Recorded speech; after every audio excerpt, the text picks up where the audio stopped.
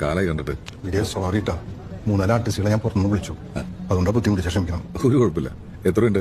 43. അല്ല അതിനിപ്പോ കുറച്ചാലും കുഴപ്പമില്ല. എന്തിനാ പറയുന്നത്? പണിയുടെ ആവശ്യമല്ലേ ഇത്? ഞാൻ എടുത്തപ്പോഴേ കുറച്ച് ദിവസം കൂടിപ്പോയി. എന്റെ പിള്ളേർക്ക് ഫുള്ള് വാങ്ങിച്ചു കൊടുക്കുക. അതിന്റെ ആവശ്യമില്ല.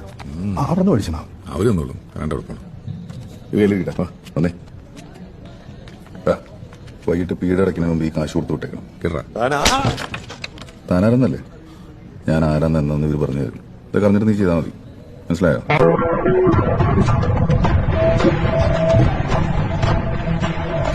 ഇനിയിപ്പോ പ്രശ്നവും എന്തോ പ്രശ്നം? നമ്മുടെ തൃശ്ശൂരല്ലേ? എന്തായാലും അവന്റെ ഉദ്ഘാടനം അത് നോക്കിയില്ലേ? ഞാനവന്റെ കാര്യം പിടിച്ചിഷ്ട.